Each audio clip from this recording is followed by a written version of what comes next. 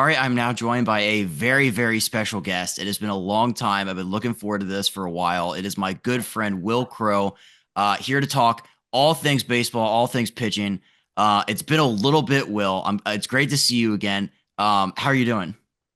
Good, man. Really good. Just, you know, um, enjoying family time. I know the season started, but I'm a couple weeks away from spinning some breaking balls, about 5 weeks away from being fully released. So, gonna start once I start spinning breaking balls, send some stuff out to some teams and see what happens. I was going to start with that. So it's how long has it been since internal brace surgery for you? So internal brace was May 31st of last year. So we're coming up on a year, like 11 months. So I've been throwing bullpens. I'm in week well tomorrow, which is Monday, is my first or my last bullpen of week 8 of my bullpen progression of a 12-week progression. So week 9 starts on like Thursday, and then we go from there into week 9, 10, 11, 12. And then I'm fully released. I'll be fully released right under a year, um, and ready to go like May 15th, I think May 13th. So I'm feeling good. I threw a bullpen on Friday. I'm like 75% intensity is what they say right now. I've been like 87, 88 pretty easily. So feeling good. Changeup's good. Fastball's good. My spin and my numbers are analytically looking pretty good.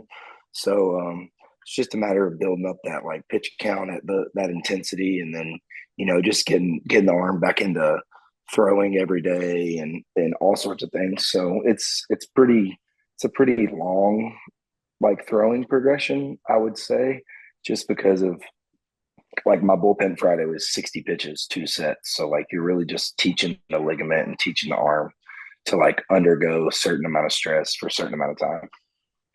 Have you been keeping up with guys who have had similar procedures? Like I'm watching Spencer Strider and like his rehab stuff, and he's just striking everybody out. Like, are you keeping tabs on other guys that have had similar stuff on? Yeah, yeah. So Strider is actually from the same place that I am in Knoxville. We played for the same travel ball team growing up. He was a couple years behind me. And then, he went to Clemson and I was in South Carolina. But funny thing about that is when I did my surgery with Meister, he was like, hey, Strider and you have the exact same or had the exact same surgery. Like I did his a couple weeks ago. It looks identical to yours as when I went in and like how I repaired it and stuff. So I've been following him, seeing that first spring training outing when he I think punched out 7 and faced 9 guys or whatever, which was awesome. And his stuff was, right there. It was cool to see. And like, I think that's the cool thing about this brace is, with the old way of doing it or the old, if you're able to do the brace, you don't have to teach your ligament to do everything again. In a sense of like they take the ligament that you've used, and if it's still in good shape, they wrap it with this collagen rope, and it's your body. Your body doesn't have to react to a new ligament. Your body already knows that ligament, and that ligament already knows how to take that stress. So it's pretty cool knowing that the arm doesn't have to essentially learn how to throw again. It's just a matter of getting it under stress again and getting it prepared to throw baseballs at high velocities again. Because that's the whole thing with the internal brace, right? It's not a full Tommy John where you need like this long recovery time. Like you can theoretically, and like you have and Strider have been doing, like you can get back out there in a pretty short amount of time. Oh yeah, yeah. That's the whole point of doing it. For me, especially it would have been my second Tommy John if it was a full one. That's like 24 months, and 2 kids now, third on the way. I don't know, like 2 years with no pay and no certainty what would come from it. You never know. Baseball, my playing career might have been over. So you know, this internal brace, you know, it can't be done to everybody. Like if my first surgery, first so to speak, if I'd had the same injury the first time or the second time that I did the first time, I wouldn't have been able to have an internal brace because my ligament was gone when I went through my first one the doc was like, here's your, here's a bone, here's a bone. It's completely empty. There's nothing in there. Like it's gone. You can't, there's nothing there. We got to do surgery. As to where this one, when he was showing me the MRI, he was like, there's a, like one side is still connected and it just pulled off the bone on the other side. And there's no cuts, there's no tears throughout the ligament. It's fully intact. It just pulled off the bone. So it gives them a chance to, like you said, make the surgery or make the recovery process not as long and get guys back out. And, I would almost say eliminate some of that, like, is the body going to take to the ligament like it should? Because you're just putting the same ligament in the same spot. So, Yeah. No, and like you said, like waiting that long, if you would have had another full one, like, some guys, like I'm buddies with TJ Anto, and he's had 3 Tommy John surgeries. I'm like, oh man, this, it just, you don't want to go through that recovery period that long again. yeah, like a buddy of mine here in Charleston, well, Mount Pleasant, whatever, he's now the pitching guy at a baseball facility, which is um, right up the street. And sorry, I was making sure that wasn't my daughter, but he's like the pitching guy at the baseball facility up the street. And last year he was in the opening day with the White Sox. His name is Dominic Leone. I don't know if I said that, but he was opening day in the bullpen with the White Sox. He had a little shoulder thing, came back. His elbow started hurting. End of the year, he gets an MRI done, and they're like, "You have like a 60% tear. You can go get a internal brace and rehab, and then come back." And he was like, "I'm not guaranteed on the roster. Like, I'm gonna have to have TJ. I'm 30, 33 or 34." He was like, if it's not internal brace, they're going to make me do the full one. And then it's a 2-year process. He's already had it once as well. And he was like, I'll be 36 coming out of rehab. Do I want to go and cut my arm up and do 2 years of therapy with 2 kids at home? And like, he hung it up. He's done playing. He's now, working here. But it's just an interesting thing because when it is that long, like life still happens, like kids are growing up, there's school, there's bills, there's everything you got to pay for. And you got to make the decision for your family. So, it gives guys the opportunity, I think, to go, I got a year and I can try it again and see what goes on, and we'll see what happens. Yeah, no doubt. Speaking of guys, didn't Garrett Crochet has had elbow surgery too, right? I think he did. I I think he he has. it was like right when he got drafted or something, maybe. I'm not Yeah, 100% sure. I was reading about him. So he has went from like the bullpen to the rotation. Obviously, goes to the Red Sox, get this massive deal. He's added velocity since he's moved from the bullpen to the rotation, and I'm so curious about that because you normally it's the other way around, like where guys would go from the rotation to the bullpen and tick up a couple. Have you seen where guys have been like every 5 days he's just throwing harder? Is that common? There's probably, stuff that goes along with it. I think, in his case, he's a big dude. I'm pretty sure he's still young. Like when he comes out of that contract, he's going to be like 33, maybe. So 34 max. So, I mean, he's only like 26. And I think at Tennessee, he started. And then, when you go into a relieving role, you figure things out, or you maybe like understand your body a little more because you have to be ready to throw every day. So then getting back into starting it you can throw a little harder, I think, because you're fresh. I think like in me in Korea, for example, as a starter, I was never throwing 96, 97 consistently. And like every game, let's say that. Like in college, when I came back from my first TJ, I think I hit it for like 2 or 3 games, and then I sat like 92, 94, 92, 95.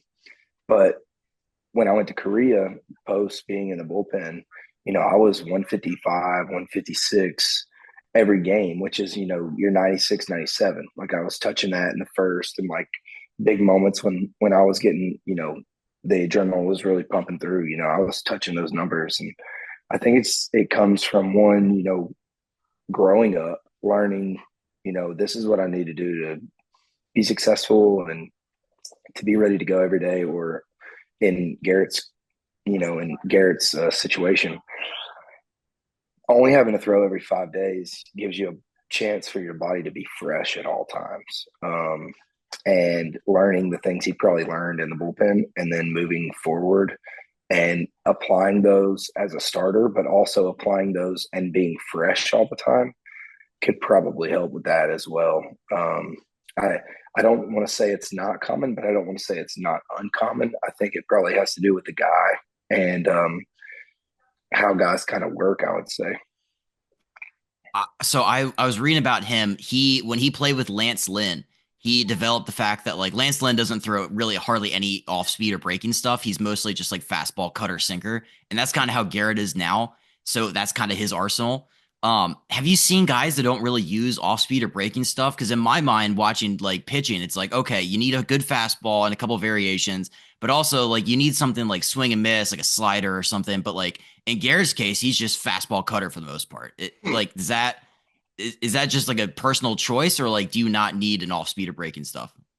Yeah, it's definitely personal. Like if you're throwing in analytic meatballs or flat balls in the analytic department, you're probably not going to get away with it unless you're throwing like 101. But even at that, like you know, hitters hitters can time up a storm. When it's coming if they see it for 20, 30, 50 pitches. So I would be surprised if Garrett. Well, one, he's massive. He is a huge human being. Lance Lynn, huge human being. Um, I'm gonna guess his extension is top 5% in the big leagues, if not top 1%. He already is funky lefty from a weird angle. I would be surprised if his stuff plus on his fastball and his cutter aren't above big league average. And then, there's the fact that like a hitter is like, hey, he's thrown me 26 fastballs in a row. At some point, he's going to spin it, and then he does it, and they're like, well, here we go, right? Like the hitters even get in their own heads, I think, sometimes. And I was actually watching today, and a guy who does this a lot as well is Suarez, the closer for the Padres. Dude just throws 100-mile-an-hour velo balls all the time. Like I was watching, and he threw two changeups to not Chris, Kyle Tucker, and the rest it was like 99, 99, 100, 99, like coming at you. And just here's what I got, here's what I'm doing. But you look at like those two guys, for example, they're massive. They're both like 6'8". They probably got like mega extension. Like you're not seeing the guys who are 6'2", 6'3", average body builds like me. Like I'm a big like burly guy, right? But I'm not like 6'8", or I'm not getting 7, 8, 9 foot extension on my pitches. Like Randy Johnson, he could survive with throwing nothing but fastball, right? Through 100, like mega extension, long arms coming from behind the hitter, behind the batter's box, whatever.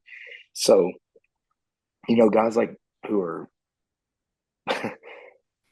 what's the word? Guys who are freaks of nature or blessed with, you know, their genetics, they can probably get away with it. But, I think at some point you're going to have to throw a wrinkle in there. But, I think Lance is the same way. You look at what Lance did. Lance had a good four seam. He threw it at the top. He had a good sinker. He threw it, in and away to like in the right side of the plate, and then his cutter, Lance was such a good pitcher. And, I hate he retired because I like to watch him pitch. Just like his mentality was awesome. But his cutter wasn't always just a cutter, right? Like he would cut it, he would slide it a little bit. Like he could manipulate that ball where like he could throw it up and it would be like a rising cutter. He could throw it down and it would be like almost like a slider. He could throw it, into a lefty and it would be a true cutter. He could throw it away to a righty. Like he knew what he was doing. So like when it registers as a cutter, yeah, it's probably a cutter. But like Crochet's throwing a cutter and it's got like eight horizontal or negative eight horizontal, whatever it is for a lefty. And like, come on, that's not a cutter. A cutter moves like this. A cutter doesn't move like eight inches off the center line. So they can register it as a cutter, but if it's moving, 12 feet with his angle way out here as a lefty, like to the hitter, that's perceived as like a slider and even maybe some to a sweeper. So, you know, it registers as that, but let's let's not act like it's not moving like a slider, a regular a regular breaking ball. That's a good point. Um, Yeah. when you go through like hitter reports, do you ever just like notice like this guy can't hit a fastball? Because like I noticed this with some guys like Jackson Holiday. You'll see like the broadcast or like whatever be like, oh, he's young, he can't really catch up to a fastball. Is that like I don't? Is that common? Is that just like a young guy thing, or is that just like an oversimplification of like something that a hitter is going through? No, it's definitely a thing. Like Arenado, when in 22, his thing was, right on right changeups. He hammers them. So like don't throw them, right? Or, I remember Chris Taylor in 22 had a pretty significant hole with fastballs up and away. So it was like, hey, if you throw a fastball up and away, he's slugging like nothing on these pitches. So like it's more of like don't let a guy do damage on you. And I don't say that in disrespect to anybody, right? Like Chris Taylor's a great player, unbelievable. But like you look for those spots in like hitter meetings or hitter analysis, like, all right, what are we trying to do to this hitter or this hitter, or how do we go about it? And where we can limit damage the most? And that's just like one, but there's, I mean, guys all over the league, can't hit sliders down and away, can't hit breaking balls underneath the zone. Fastballs at the top give them trouble. And not to say they don't hit those pitches because things happen, right? It's funny, like in Korea, first game last year, is just a story kind of that goes off this. They're like 4-hole hitter, 3-hole hitter. You had to be the 4-hole. So the first guy of the game was the guy who, in opening day, the guy who signed with the Dodgers, the second baseman who's now in AAA or whatever, like the High Sung Kim. First pitch of the game, sinker down and away, broken bat, like bloop single to left field. Then I go like strikeout, and the 4-hole comes up. And scouting report was like, get ahead when you get to 0-2 fastballs above the zone. He got like 280 of them the year prior, and he put one in play, and he swung and missed at like 70% of them. So I'm like, I go 0-2 immediately. Guy still on first. It's like the 12th pitch of the inning, and catcher fastball up. I'm like, exactly where I'm going, hard up out of the inning. Dude hits a bomb, like bomb, crushes it. And I'm like looking around. I'm like, are you kidding me? Like, did that just happen? And I go back in the dugout, and our translators standing there, and our pitching coach goes, like he translated to me, but I'm pretty sure he said that's the first ball that he hit for extra base hits above the letters in 3 years. And it's like, well, he hit it off me, so it doesn't make it any worse or better for me. So, but yeah, that's a normal thing when it comes to scouting reports and stuff. Okay. Yeah, I always wonder because like you always see with like young guys or even like I feel like even sometimes big leaguers like I feel like I was right it was like Nathaniel Lowe or something was like oh he's having a tough time catching up to the fastball lately. It's like how does that happen? Like everybody throws hard. Like shouldn't guys be able to hit upper 90s? Is that kind of regular? Yeah, I think it depends, what guys are going through. Different guys go through different patterns and different periods where, they're hitting pitches differently or you're seeing the ball better differently. I it's probably just based on how you're feeling. You see guys who crush heaters and they go through a month's period where they don't touch a fastball and then they hit one and it looks like a beach ball, right? So, you look at Devers. right now, or let's go back a week, and he was the worst hitter in the big leagues. And then I saw it an hour ago before I turned my show on. He's like 14 for his last 21, and he went from hitting zero for the first 10 games to now he's hitting 270 again with like 5 homers and 5 doubles. So like no one's even talking about it. He's striking out 30 times in the first 10 games or whatever. Yeah. And that's it's just honest, right? But Yeah.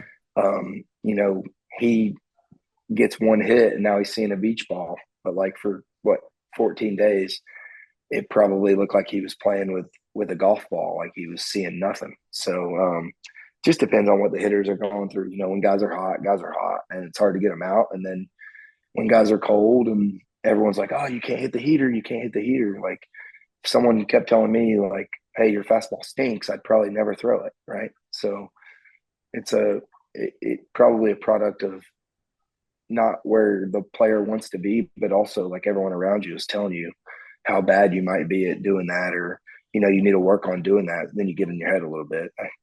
I think a lot of people forget that we are humans, right? Yeah. And a lot of stuff that we go through isn't necessarily because we can't do something or we're not good enough. It's more of like we're fighting our own battles of trying to get back to where we want to be. Absolutely. So I saw this nugget and I've been dying to get your take on it. So I'm a Mackenzie Gore guy. Opening day, pitched a gem. But last year, some guy, like some pitching analyst online, he was like, last year when Mackenzie Gore was behind in the count, he threw his fastball 68% of the time, which was the most in baseball. Does that stand out to you? And what does that tell you about a guy who, like last year, he was over reliant on his heater in those counts? Um, that's interesting. I think McKenzie's got a really good fastball, obviously. Um, he's one of those guys who's super long, super lanky, super funky left side. Um, I think that probably goes into scouting. It probably goes into a game plan, and then it probably goes into comfort. When I don't know the Nats pitching philosophy compared to maybe what it was when I was there. When I was there, it was more go get guys out and do it however you have to do it. But I do remember where Rizzo said, "I don't care how hard you throw a ball for" last year or Yep. whatever. I think I remember that. So you know, to a fault maybe with Mackenzie being young and still trying to establish himself in the big leagues. When you get behind, he's like, all right, I know I can throw this for a strike. They're obviously harping, don't walk guys. So when you get behind in counts, you're trying to get back into counts for him. You know, I'm not certain on his mindset or things, but he probably was really comfortable throwing his heater, and he was comfortable throwing it, knowing the analytics were probably good or good enough. And he throws hard, so he's like, all right, if I can get back in the count, I'm going to. And this is kind of what we're preaching, so this is what I'm going to do. And that's probably got something to do with it as well. But then again, if you want to talk analytics, if his analytic or if his fastball was analytically bad, he's not just going to throw it 2-1. It's going to get killed. He's going to be the worst pitcher out in the game, right? So that probably has something to do with it too. You're throwing vert balls or rising cutters or whatever with your four seam. You're probably going to be able to get away with a lot more than if you're throwing a 96-mile-an-hour flat fastball. Like you're never going to throw it when you're behind in the count. You'll give up 1,000 homers. So Yeah, so pitching people are like that. That's an area for him to work on because I think guys like Scooble and like most people I feel like are like 30 something percent when you're behind the mhm. count when you throw a fastball. This year he's using a slider more. Obviously, it's working out for him. What's your approach when you're behind the count? Would you ever be 70% fastball? Probably not. If I threw 100, yeah. But no. Um, I think it just depends. For me, I would put myself in a category of a chess player when I'm out there. So I really know, or I want to know, who can do damage, what they do damage on, what they don't do damage on, what I can get away with. Like if I give up a single here or a single there, like my big thing is limiting damage. And my my damage is immediate damage. I want to limit home runs. I want to eliminate, doubles and triples. So like singles for me won't kill me. So, or at least in my mind. So when I'm behind in the count, I don't care to flip in a slider. I don't care to flip in a curveball or a changeup. You know, I want to limit damage and get weak contact. So like lefties, like behind in the count, they're looking fastball. Like you can kind of throw like a bad changeup, so to speak, and still get bad contact or swing and miss. So just try not to be too fine. Get something over the middle of the plate that's got a little bit of movement, and try and let the guys get themselves out. But if I'm facing a guy who I know can't hit a fastball, I'm going to throw it. But I think my chess matchup is more like I don't have I don't want to sit here and say I have a extreme outlier pitch. You know what I mean? Like Clause's got for example, he's got the cutter, the 99-mile-an-hour cutter, right? He can throw it whenever, however he wants to, right? He can get away with it. I don't have a pitch that grades 120s, 140s, and the stuff plus. I have a bunch of pitches that are good. I don't have any like terrible pitches, and I don't have any like great pitches. I have a bunch of good pitches. I have like 4 or 5 good pitches. So just using all 5 of my pitches whenever I want is kind of over 6 pitches, I guess, whenever I want to, get the guy out how I deem is the best way for me. This stuff's fascinating. So like I read a bunch of like pitching stuff now. I guess just that's might just be a thing of just like being friends with pitchers and learning about all this stuff. But like I was reading like Ryan Pepio last year, his fastball was like great. Dudes were hitting like a buck 80 off of it. But this year he came in, he's like, I want to throw my changeup for a strike more. So he's like 30% fastball, and then he's like taking the other 20% that he usually would throw a heater and just dropping in changeups for strikes. Like some of this, like just the way you guys sequence stuff is fascinating to me. Yeah, I mean, it's all part of, adapting, adjusting. You got to remember that everyone's got what you've done the last year, and everyone knows like both sides. Like the hitters know what the pitchers do, the pitchers know what the hitters do. So I think right now everyone's chasing elite stuff, and everyone's chasing like throwing your best pitch and as much as you can. And I think Pepio's changeup is probably his best pitch. And, even with how good his other stuff is, he knows that if he throws a bad changeup for him, it's still elite and he can get guys out. So, yeah, the sequencing and the game planning and, just trying to navigate however many, innings you can get through is the name of the game right now. So it's definitely interesting to watch guys how they go about their business. I got a question for you because I watched Nick Pivetta on his first start. He pitched a gem, obviously, but like they were talking about all in the broadcaster, like he moved from the third base side of the rubber to the first base side, and they were going off like, oh man, this has been a game changer for him. It's created all these different angles and stuff. Like, have you seen that where like you can just move from one side of the rubber to the other and it can just completely change the impact of your pitches? Oh, for sure. I think, for like a guy who, excuse me, I think for like a guy who might be like a 3/4 or, lower arm slot, if you're on the right side of the rubber third base side, if you're a righty, let's say, your slider, your sweeper, your fastball, everything is coming at an angle of behind the hitter, right? So like the hitter's like here, you're like throwing behind him, right? Everything's kind of cross shooting. And, I think Skeens is popular for throwing on both sides of the rubber. He moves back and forth depending. So like the counts, the hitter, like I know he moves a lot. He goes back and forth. So, for me, it created different angles. And, I've tried the right side, the left side, the middle, and I found like a happy medium kind of on the left side of middle, like the first base side of middle. But it gives you more of like my pitches, I'm wanting them to move, look like strikes longer instead of look like balls. And then coming through the zone, like if I'm way on the first base side, I'm a high or I'm not like a high slot guy, but I'm not low slot. I'm kind of like in here.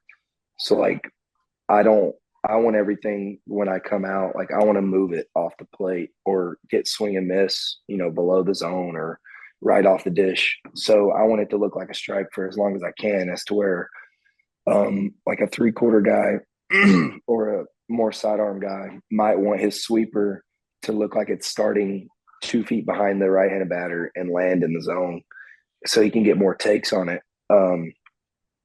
Or like a sinker guy might want to be way over there.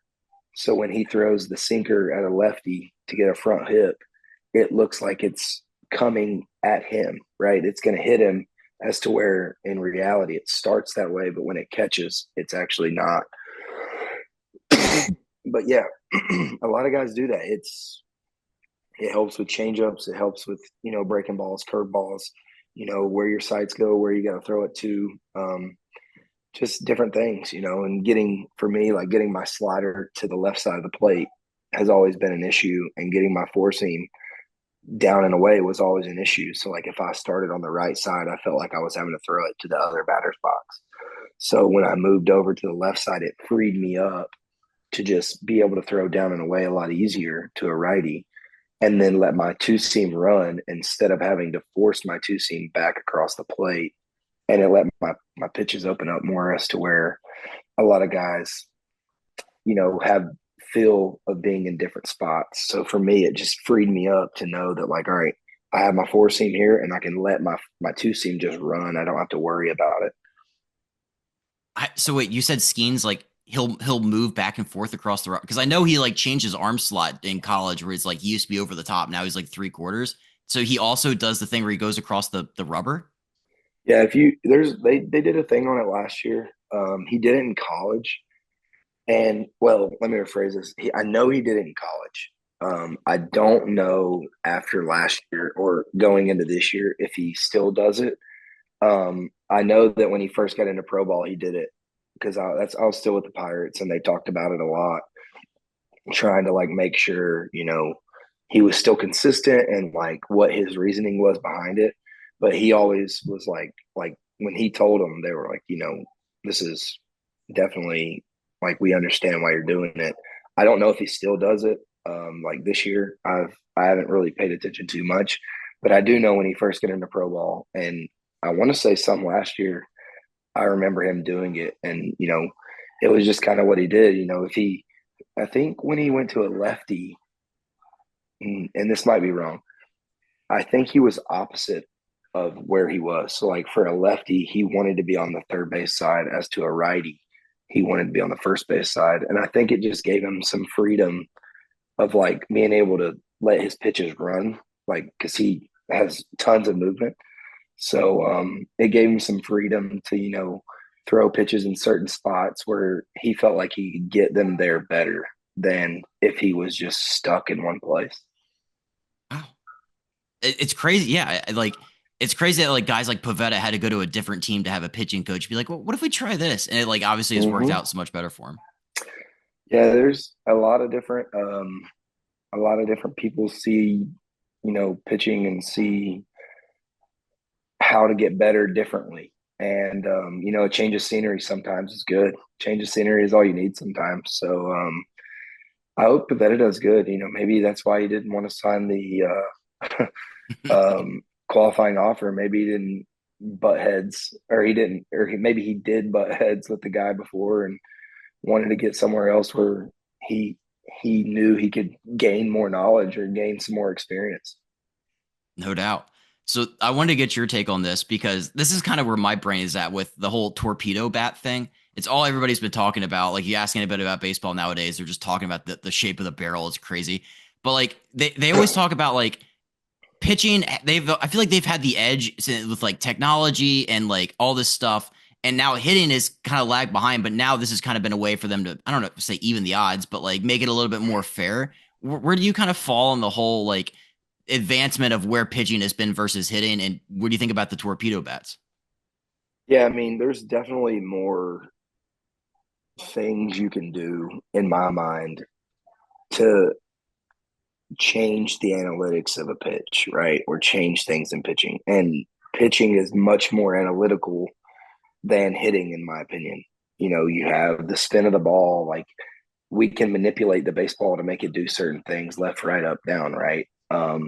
So like the data in that is more prevalent than it probably will be when, hitting. Like when you think about hitting, what can you do, right?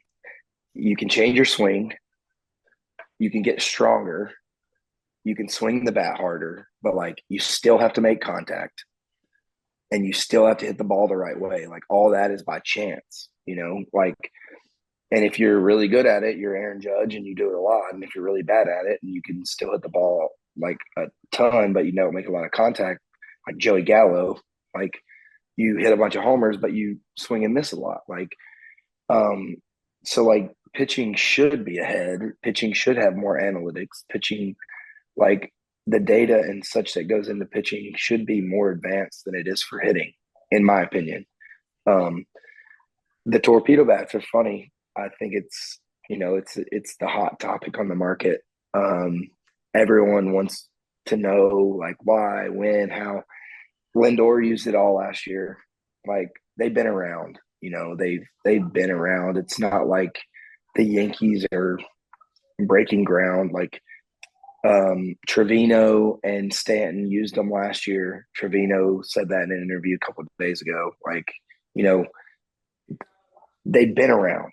And yes, analytically or whatever, the MIT guy, I think he's now the hitting coach for the Marlins, if I'm not wrong. Like the guy who the Yankees had last year, I think is the Marlins guy.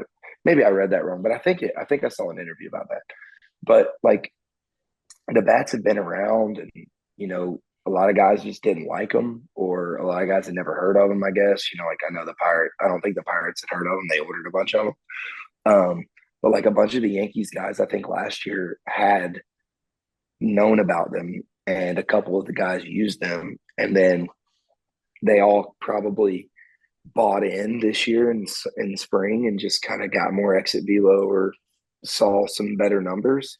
I don't see anything wrong with it. It's you know the hitter still has to hit the ball, and the pitcher still has to make a pitch, right?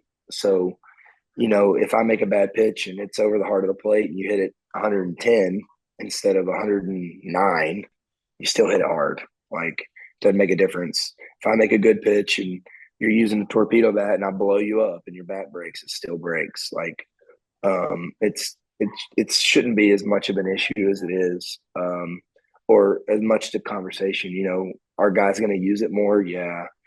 Are numbers going to go up? Maybe. It'll be interesting to see this time, or like at the end of the year, like let's call it December. Like, okay, Anthony Volpe is using it now this year. And is he hitting the ball better right now? Yes. But after 162, what does his numbers say? Does his exit velo go up 1 mile an hour? Does it go up 10 miles an hour? Like, what's your average exit velo? What's your numbers say? Like, is your OPS the same? Like, all these things. Did you have a good year? And that's just one guy. But like across the league, all these guys are saying they're using them. Let's pump the brakes. One, let them use them, and then let's see what the numbers say. Like, that's what pitching does, right? Like pitching, you take it at the end of the year and you say, okay, this pitch is now working, and then everyone wants to throw splitters or everyone wants to throw cutters. And then now I'm reading that everyone wants to throw curveballs because curveballs are making their way back. Like, it's a part of the game, right? Your ebbs and flows. There's ups and downs, and we'll see what the numbers say, and if it gives them an extra mile an hour off the bat, okay, whatever. Maybe they don't have to make the balls harder again to make hitting go back up. I don't know. That's another topic for another day, considering that people are already talking about how they're messing with the baseballs again. So I don't know. It's interesting. It's funny you said that because I was texting Brian the other day. He's like, I think they've juiced the balls and didn't tell anybody. It's like Ottavino. I saw a thing where in like 23, Verlander would throw a fastball, and they made the Mets put on the screen in the outfield the vertical break and stuff. And if Verlander threw a fastball under 14 vert, they knew it was the wrong ball and he would throw it out every time. So like everyone knew their numbers. So if you watched the Mets pitch that year, if their numbers weren't what they wanted and they would all look, if it was wrong, they would throw the ball out and get a new one every time because they knew they were getting different ones. And now guys this year, they're saying that they're doing it again, that there's different balls every game. Like guys are not changing anything. Maybe Schwellenbach is one of them. Like none of his numbers have changed. It's like vertical approach or something. It's someone in the big leagues who's started well. But none of his numbers have changed. Like his extension hasn't really changed. His VAA hasn't changed, but his verts went up like 4 inches. He's went from throwing like a league average vert fastball to like 125 stuff plus fastball, and nothing's changed. And they're like, he'll throw one that's last year's, and then he'll throw the next 10 with a new ball that are new, like vert balls, like risers. So supposedly there's word on the street, different people are telling different teams and different analytics people that the balls are different again. So who knows? I don't know. It's I don't have enough time to look at all that stuff up, but hopefully in a couple months I'll be pitching with them and I can give you my own advice. That's a good point. Yeah, this whole thing came to light. Just everybody's like, "Oh man, the torpedo bats or the Yankees are being homers." It's like, well, also Nestor Cortez was pitching that day, and like he just went on the IL, so like maybe that was part of it. Yeah, I mean, Nestor's got unbelievable stuff, but 3 pitches, 3 homers. Um, you wonder, and the Yankees are probably the best at this. You wonder if they had a tip on him, like gave up 6 homers, like all 3 of those guys hit pitches, like we're ready for those pitches. It's like, what if they knew a tip on his glove or they had something in his hand that they knew about when he pitched for them and they traded him knowing that he did this or does these things and they were right there ready waiting for it. Like there's so much that can come from that. Like you never know. And then a matter of being a talking point, everybody wants to see it and everybody loves it. So I don't know. It's good for the game because it keeps people talking about it and posting about weird looking bats, and um, it in a weird way is probably growing the game a little bit because everyone's like, oh, the torpedo bats, let's go, this is sick. There's homers everywhere, and then we're gonna fast forward to like 3 months, and average is gonna be up like 2 points or something, and homers are gonna be up by like 1%, and we're like, yeah, maybe it is the torpedo bats, or maybe they had a good month. I don't know. Like it's it doesn't mean anything through what 10 games. So Yeah, that's the best part about baseball is everybody's overreacting. It's been like a week and a half. that's right. You That's brought right. up tipping, and I'm so glad you did because I watched. So I'm a Trevor May guy. I watch all of his videos, and he did a thing last year about David Bednar. Obviously, we're both Bednar guys. He said last year Bednar was tipping the fact that like the glove was like against his chest a little, it was out a little Mm-hmm. bit, and he was like pushing his hand in the glove, and guys could see that. How common is pitch tipping, and have you ever like accidentally been like, shit, I think I'm doing it? So I have done it, and I have a walk off homer hit off of me because of it. And luckily, we played. We were. It was when I was closing in 22 when Bednar was hurt. We were playing the Giants and Tiaro Estrada. Is it Tiaro Estrada? I think it was Estrada. He hits a walk-off homer off me. And he had a slug. This is another thing about the scouting report. This guy had like a slugging percentage of like 120 on sinkers in, right? Slugging percentage of under like 150. Like it was terrible. It was like a no risk pitch, like get it in, you'll be good. Fastball's in, like a little sink. And I didn't have a great sinker, but they were like, your sinker is still going to work on him. Like he won't slug it. He hits ground balls. That's what it was. He hits ground balls 85% of the time on sinkers in or something. So it was like no damage. He can't hit a homer. And push come to shove, we had a tip on one of their guys with the Giants, and we were done playing them the rest of the year. and they had a tip on me. And after that, he hits a walk off homer. I wake up the next morning. I get a text, "Hey, you're tipping. Get to the field." And they were like, "The Giants had a tip on you on your fastball or something that I was doing. I was, a little higher instead of a little lower in the windup." So they knew a fastball was coming. And, it happens a lot. I've heard, and I don't know if this is 100% true, but I'm pretty confident it's true, that the Yankees, I said they're the best at it, and this is what I've heard, is when you go to the bathroom and you're peeing, there's paper in front of the stall that shows you every tip for the guys on the team that you're playing that week. So like it's very prevalent. It's a big thing. Like, and if there's any bit of it, like um teams know. Like the Yankees, I've heard, have guys that's their job. They get paid $80,000 a year to look at every pitcher they're playing every series and find the tip and find a tip on a team. And then as soon as you find it, the whole team knows about it and they're looking for it when you come up. That's crazy. So, and to for how much of it it is prevalent in the big leagues, like it happens a lot.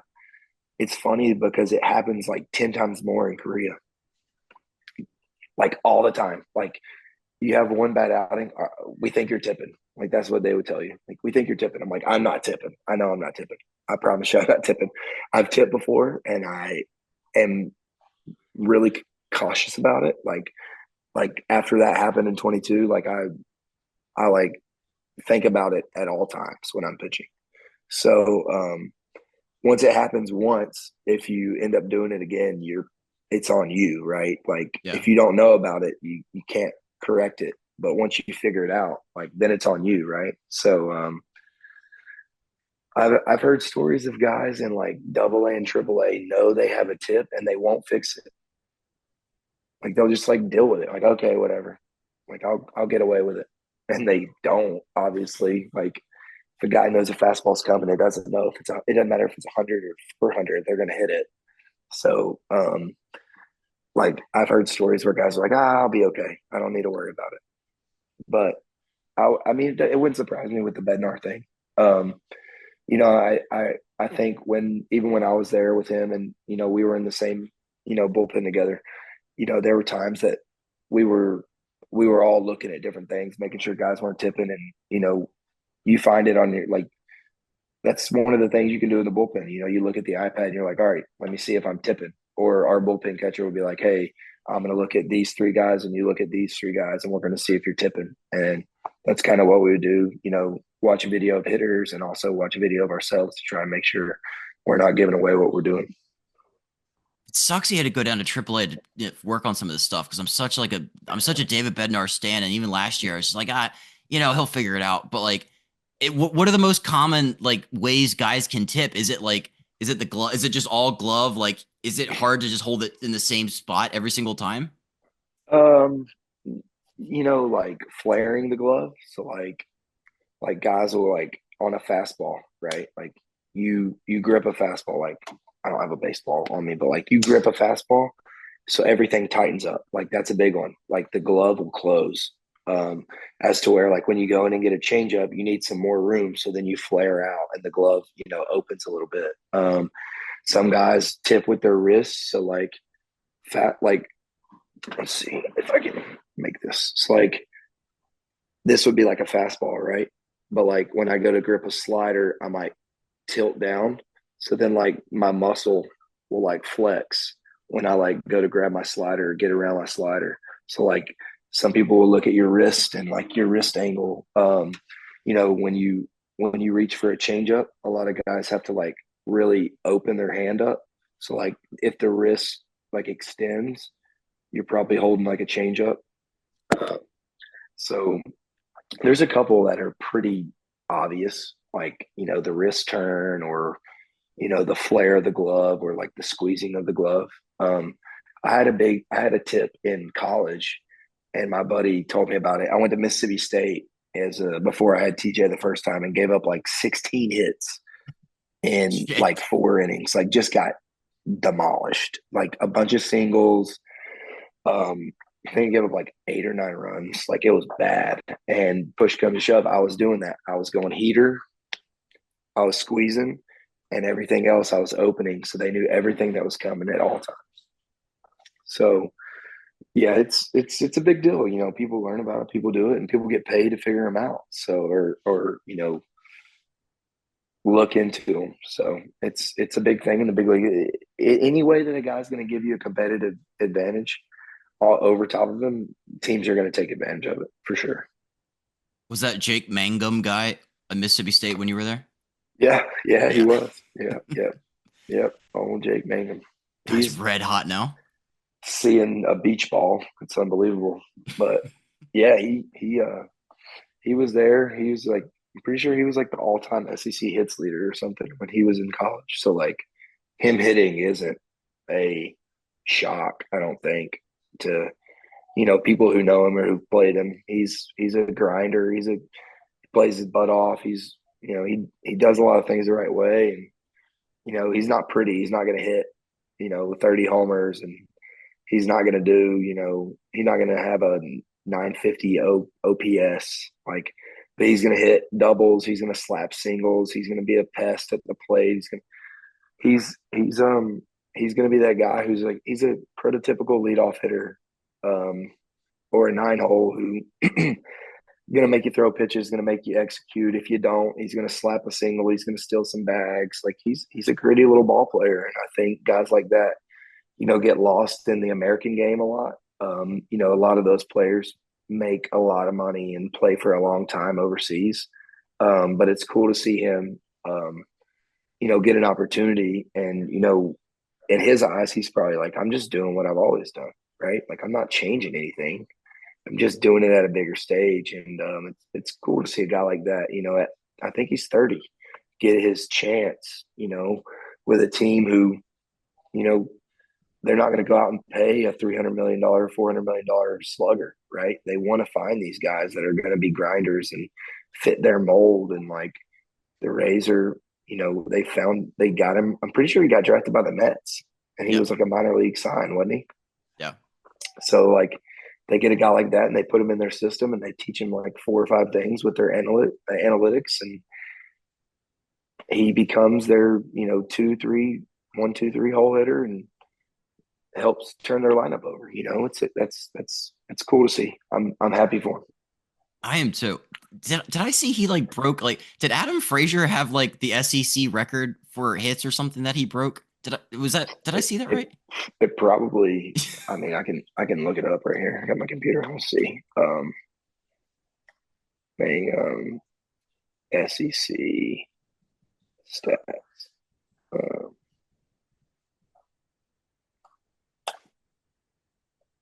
let's see. Ranked number 2, and this is crazy. Jake Mangum finished fourth all time in NCAA history with 383 hits, 112 multi-hit games. First student athletes with multiple 100-hit seasons. Uh, he owns Mississippi State's all-time hit leader. He passed Jeffrey Ray. Um, he's got, I mean, everything. Second in career at bats, conference all-time hit leader, um, career record or Mississippi State career record for games played, doubles, hit by pitches, at bats, second in runs, third in total bases, fourth in stolen bases, fifth in triples, 10th in batting average at 357, and his career number 3 on the all-time doubles list in the SEC. It's not bad. It's good little nugget there. I So forgot. good player. I forgot Frazier was like a he had the NCAA 2013 hit leader. Yeah, He did for I raked. mean rakes, man. Yeah, just shows you Uh, how hard it is. How different. Like, I mean, he was an all-star, so like it's not like he didn't do it at a high level. And he's still doing it at a high level, and that's why he gets jobs. But it's tough. There's a difference in SEC baseball and the big leagues, and it's hard. It's not easy. It's not easy at all. All right, a couple of last things for you. Okay. So you mentioned closing a second ago, and I wondered, like, if you're a closer and you come in a non-save situation, like, do you think that, like, because I watched Felix Bautista come in for the O's the other day, and he had like a 5-run lead. It was a non-save spot, and he just looked like crap, and he was walking guys and he's giving up hits, and I was like, do you think that if closers come in a non-save spot that like messes them up mentally, it's like, oh, I could be less fine. I can kind of mess around with stuff. Is that a thing? I think mentally, like knowing you're going in for a save is like those guys are you like fiend for that, right? That's what you're like pushing for, and it like brings out the best in them. Knowing that there's more comfort or it's not as tight does make it different for them. Those guys throw 50, 60 times a year where it's they win or they lose. So like the marbles are all there, and then they go out and they're up six. It's just tough. It's hard to get in that mentality when you're not in that situation. And I think one, the mentality is there, but also like the when guys going like that. Now his is probably because he's coming back from injury, but like when you throw like a Josh Hader out there and he's in a non-safe situation, they're probably up six or down six. They're calling him like, "Hey, get Hader hot," and he's like, "What?" And they're like, "We need you to get work in." What's the first thing? Oh, I'm just going to get my work in. Like it's like you're not like turning it on. Like, hey, they need you. You got to throw today. They need to get you. They need to get you an inning today. Like we know it's not a safe situation. We need you to get work in. Like, and then in the mind, you're like, oh, I'm just like getting work today. Like they're not wanting to not be fine. They're not wanting to Yeah. be like not be locked in. It's just a part of what's happening because they're so used to being locked in like to a T, like everything's got to be tight, ready. Here we go. And then you get that one time and you're like, oh, I'm just going out here to basically throw 20 pitches. Like we'll try and get through, I want to get 3 outs, and this is an easy day for me, supposedly. Like, and then you just don't have your best stuff because you're not used to throwing in that situation. Interesting. Okay. Yeah, I figured that had to be something to do with that because, like, what percentage of closing do you think is mental? I think I was watching MLB Network. They're like 80% of closing is mental. Does that sound about right? If not more. Um, I think you can look at guys and they have stuff. All these guys in the bullpens from the sixth inning, seventh inning on, right? All have stuff. It's not that they don't have stuff. It's not that they don't have the pitches or the ability to go get 3 outs in the ninth. It's more of, mentally, where are you and where, like, how, how do you see yourself? And I think this is another part of like baseball players are humans. Like when guys say that, when like guys hear that like this is an issue or this is what you do or this is like where you are, when you like us as players hear everything, you know, good, bad, indifferent. We hear it. And do we want to? Not really. It's hard in the way we played today with the social media and family and like your mother's mother or your cousin's best friend's sister, like whoever, right? They all have social media. So like as soon as my brother's coworker knows that I'm his brother, like he then searches and he sees, and then he goes and tells my brother, and then my brother calls me and goes, "Hey, you see this?" I'm like, "No, I didn't, but thanks for telling me." Like, and it happens, and it happens all the time, and it's not anyone's fault. It's just the game we live in today and the place we are. So, guys hear these things, and then mentally, are they there? as to where like closers are closers. Like they're supposed to be there. So like they mentally aren't fighting that battle until they get maybe in a rut or they get into a struggle. Like um I would bet that closing in my mind, I've done both. And I have closes, I have saves.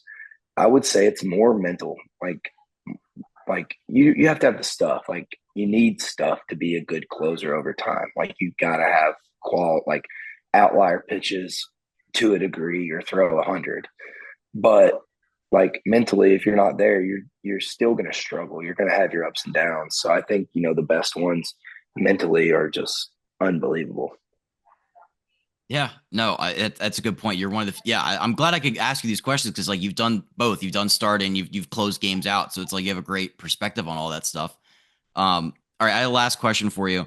I saw the LA Angels. They put a cell phone ban in the clubhouse because they wanted their guys to talk to each other more and communicate. It, is it wrong for me to think that's a little strange? Like, have you ever been in a spot where guys are like, "Hey, man, you can't use your phone," and also just like how common or how prevalent is cell phone use in a clubhouse? Like, is that a thing? Yeah, I mean, guys are on their phones, pregame, listening to music, you know, there's downtime in baseball. You get to the field for 7 o'clock game, you get there at 1:30, like you eat, you change, you work out, you shower, you like there's time where you're at your locker, right? And guys have different routines, guys have different things going on. So like you're not trying to like get in anyone's way, like guys have routines where they go play their video game or they go play their duck hunter or they go play, golden tee before every game or whatever it may be. But there's times when you're on your phone, you're sitting at your locker and you just finished a workout. I wonder if we aren't getting the full story on that. Like, hey, no phones when we're having meetings, or no phones when, you know, I don't know, X, this is going on, or, presentation, like whatever is going on with the clubhouse. And I don't know specifically with the Angels because I don't know. I don't have anyone that I could ask in that clubhouse. I have a buddy who's on in the AAA, but I don't know if we're getting the full spectrum of that comment. Let's say, um, because like the manager isn't in the clubhouse 95% of the time. The coaching staff isn't in the clubhouse 95% of the time. Like they have their own lockers.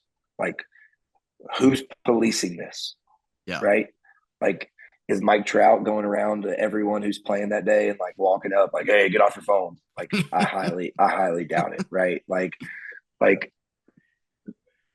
I don't know if we're getting the full like concept of it. I think there's probably more to it. Like, hey, if we're doing a pitching meeting or we're doing a team meeting or we're doing a hitters meeting or a pregame, like let's stay off our phones. But like, you're not going to tell a guy who's like, what if Jorge Soler's pregame ritual is to listen to 15 songs that he has listened to since he was 8 years old, and that's how he hits the ball 120 miles an hour. That's what he thinks makes him hit it hard.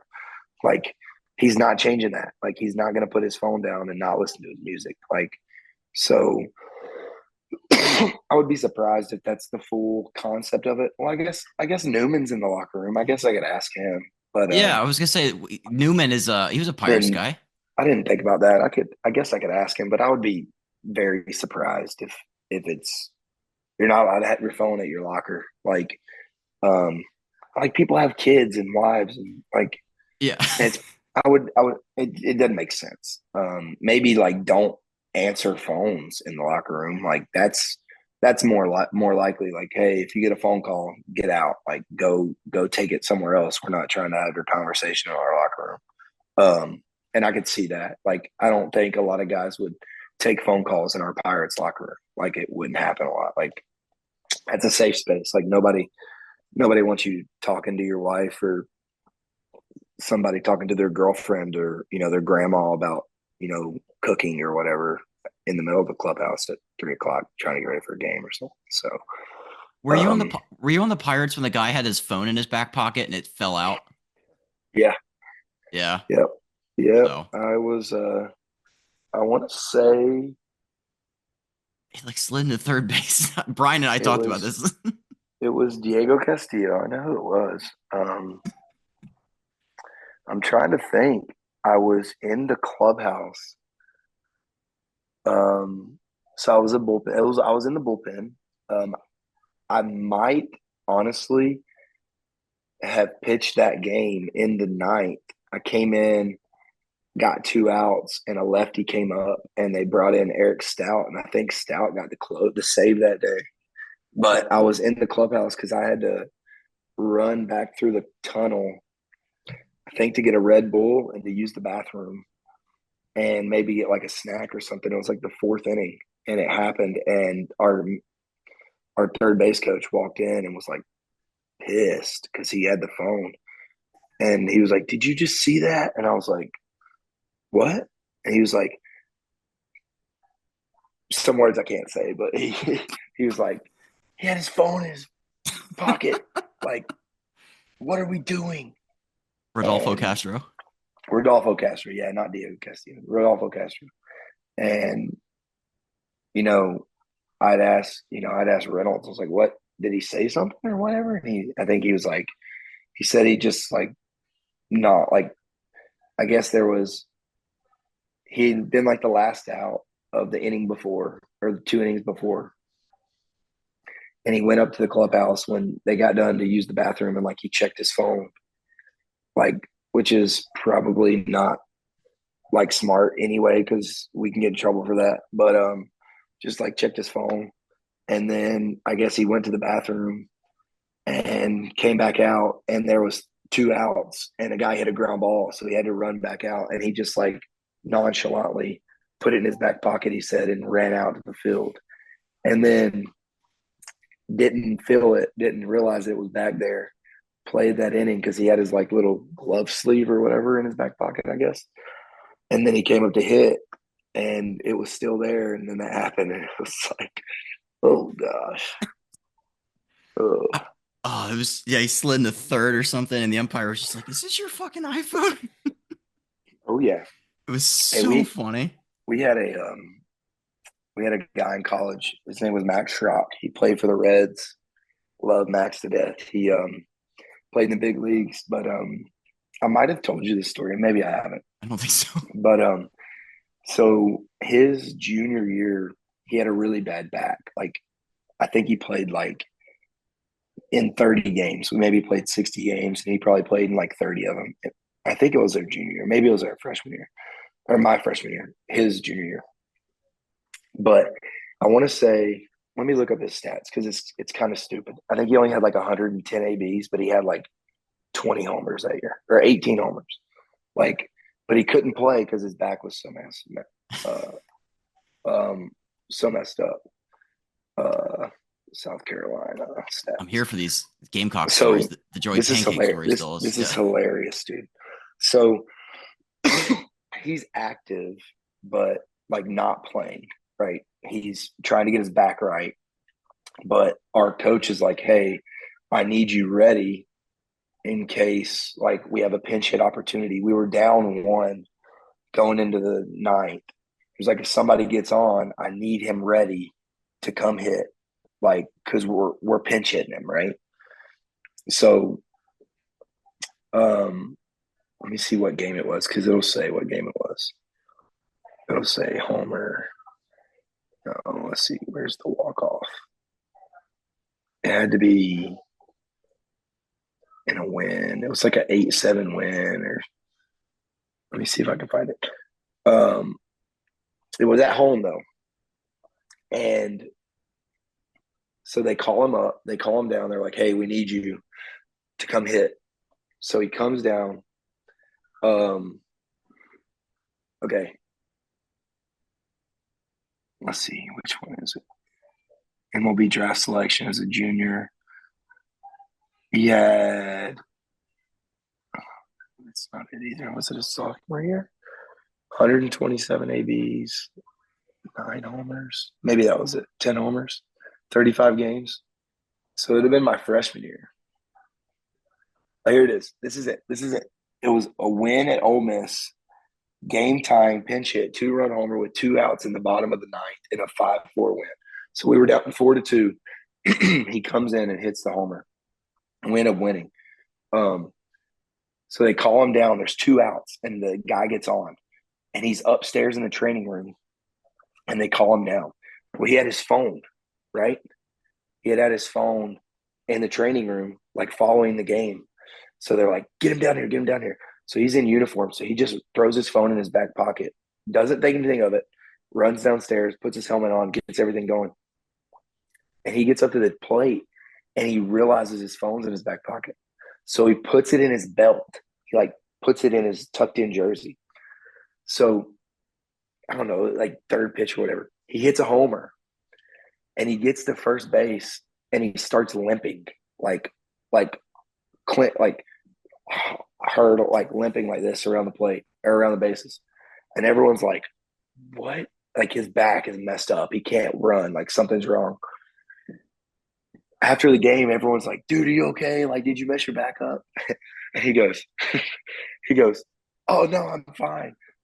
My phone fell from my waistband to my ankle, and that's the only way I could keep it from falling out on the field. So he limped around the bases. When he gets to the dugout, he reaches down and picks it up and puts it in his back pocket.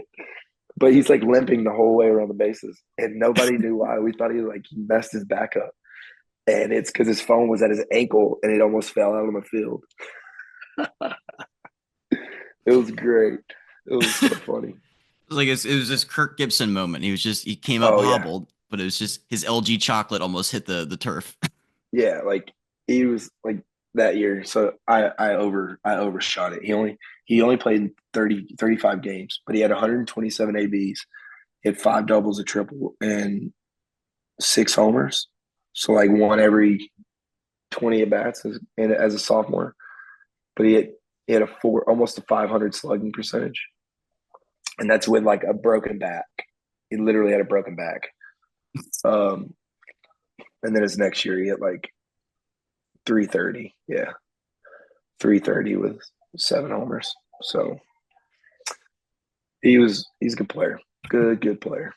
Could Like listen Max a lot. could listen to these Gamecock stories all day. I feel like every time we It's come on, great. it's just something It's triggers great. another one. Oh, that was a good one. The phone thing, man. It was something I'll never forget because he's like Clint Hurdle, right? Or not Clint Hurdle. Kirk Gibson, Yep, just like hobbling. that's what he was doing around the bases. And we're like, oh no, we're not gonna have him. He's hurt. And he was like, no, my phone was in my shoe about to fall out on the field. We were like Shit. dying laughing. Oh, it's So so fucking funny. it's Um, great. Dude, this has been incredible. Thank you so much for coming back on. I'm gonna keep another running notes app of stuff. So next time we have you on, I'm just gonna come locked and loaded with more stuff for you. I love it. I love it. I really appreciate you having me. It's always fun. We have a good time, and I get to talk some baseball when I'm not really in it right now. So it Yeah, clears my head a little bit and gives me some baseball time that I need. So I appreciate you having me, man. It's always a great time.